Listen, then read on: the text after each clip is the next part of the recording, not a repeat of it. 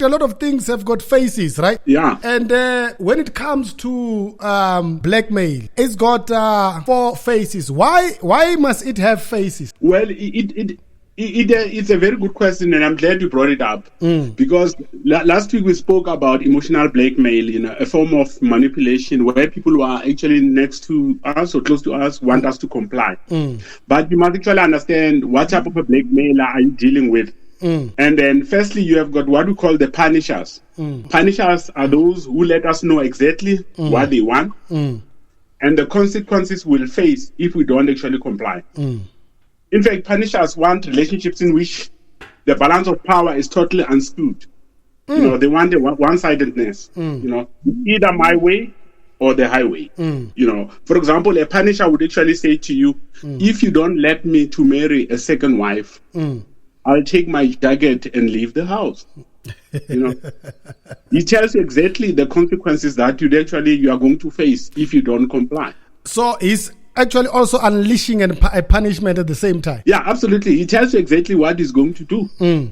A punisher would actually say to you, if, for example, I find you that you have got a relationship with another man, I'm going to kill you. He tells you exactly what the consequences are. He doesn't actually hide. That's a punish.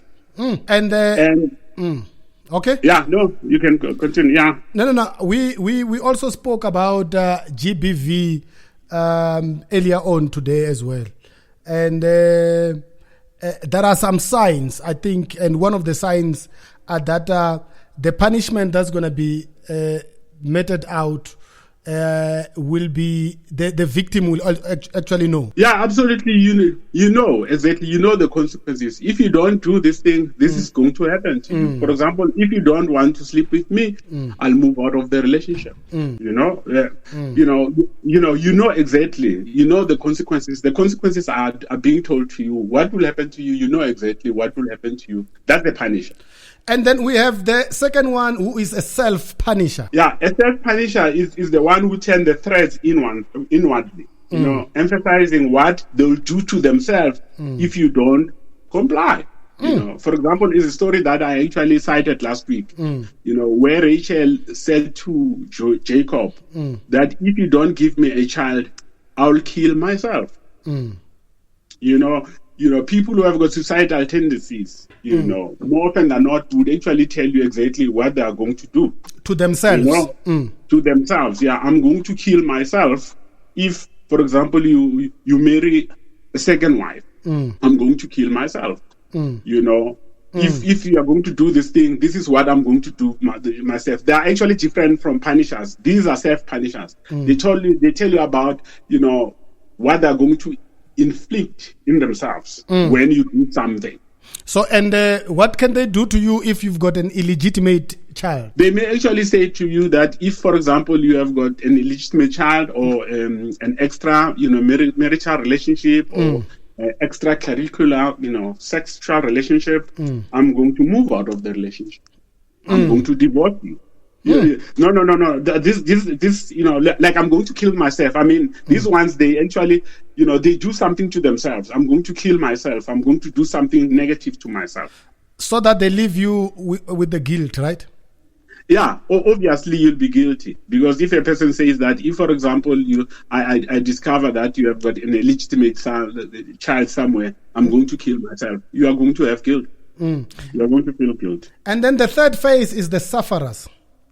Yeah, the sufferers, are guilt peddlers, who often make us, they want us to figure out what they want and always conclude that it's up to us to answer or to ensure what they want. In other words, they use what I spoke to you the other time about the inductive and the deductive approach. Now, they want us to figure out exactly what they're looking for. For example, let me give you an example. You are watching a movie, and in a movie, someone actually buys, his wife or a girlfriend a brand new car, and then your partner, and then she says, hey, men are like this, like good men are like this. If, for example, you don't actually buy a brand new car to your wife or your girlfriend, she might actually leave you. Like, for example, you need to figure out what could actually happen to you. Now, those are the sufferers. And they're very difficult, to decipher because they're very complicated. Those are the sufferers. So in other words, they are saying, if you don't take care of me as much as the others are taking care of their wife, then we are history. Yeah, those are the sufferers. For example, men who are not working more often than not, like, for example, you are not actually working and your child comes back from school and then she says, like, there's a trip to Palaburu or maybe to Kruger National Park. And then she said, hey, you know what? I wish, you had a father who was working. Yes. You understand? Now you need to figure out exactly what is actually happening. That is a suffer. And then I don't want to say these ones are interesting, but we also have the tantalizers. Yeah. you know, what do they do? Yeah, well, they put us through a series of tests and hold us, and hold out a promise of something wonderful. If we just give them what they want. For example, if, you agree to my proposal, I'll take you to Mauritius. Those are the tantalizers. Tantalizers. If for example, we go together on a date. For example, I'll book a flight and then we'll go to New York and we'll see the Statue of Liberty. Now, those are the tantalizers. They actually promise you something. That if, for example, you comply, I'm going to do something. And a lot of people, we become trapped, when we deal with actually tantalizers because they actually promise us something. Let's take it back to the earlier days, Dr. Mabila Mathebula. Wherein, we used to have pickup lines when we were young. One of the pickup lines will be, I will buy you a plane or I will buy you a train. And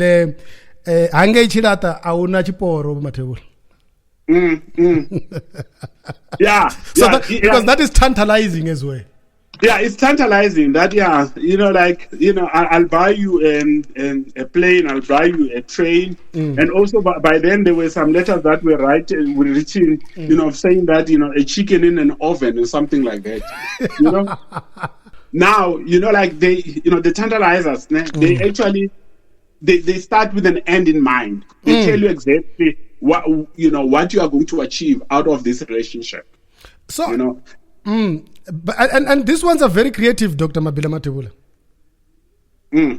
Yeah, particularly, for example, if you look at corporate, corruption, are tantalizers. Of actually saying that, for example, if we can actually crook the books, you know what, you and I could be millionaires, we can be on our own, within 2 years, and then from there, these are tantalizers, and then at the end of the day, you find yourself in an awkward position because, you were deceived by a tantalizer. We don't have the vocabulary cabinet. Because today we don't have anything in our cabinet, but what we have got what we call stylistic English. For example, the other time we spoke about Professor Ngugi wa Thiong'o, who actually said that when a bird in flight gets tired, it will land on any tree. And then somewhere he actually says the same thing, but he changes. And then he says when a bird is exhausted by a flight, it will land on any tree. And that's part of stylistic English. Like, for example, instead of saying that someone does not think, you can actually say that this person, he lacks the thinking power. So there's no power of thoughts. Yeah, there's no power of thought. I want to start using that from today. Instead of saying he doesn't actually think, like you say, he lacks, he lacks the thinking power. And then another thing is, if you want to say that you don't subscribe to public opinion, you could actually say that you don't actually subscribe to self-constituted judges. I think you need to say that again. Yeah. Like instead of saying that you don't actually subscribe to public opinion, you could say that you don't actually subscribe to self-constituted, judging. That is more stylistic English more than any other thing. And then next week we'll be focusing on the traits that make us vulnerable to blackmailers. Hey, Dr. Mabila Mathebula, that is very tantalizing. Eh? That's tantalizing. I hear Mr. Stern has the power of thought. And hopefully next week we'll have something in our cabinet for vocab. It reminds me of my young days. I went to Eduardo Mondlane University and I was speaking to a lady there, and then I spoke to her in English, and then she spoke to me in English, and as we were speaking, and she said to me, my English is now finished. Oh. Okay. And also, even with me this week, my English was finished, and I think next week we'll have something in the cabinet as well. So, and Dr. Mabila Mathebula is now on Twitter. So his Twitter handle is at Mabila Mathebula. Search at Mabila Mathebula. You will see he is on Twitter. Dr. Mabila Mathebula, thank you so very much. We really appreciate your coming through religiously every week. Yeah, thanks. And then next week we'll be talking about the traits that make us vulnerable to the blackmailer. Thank you. And then see you same time, same place next week. Thank you. Thank you so very much. That was the Dr. Mabila.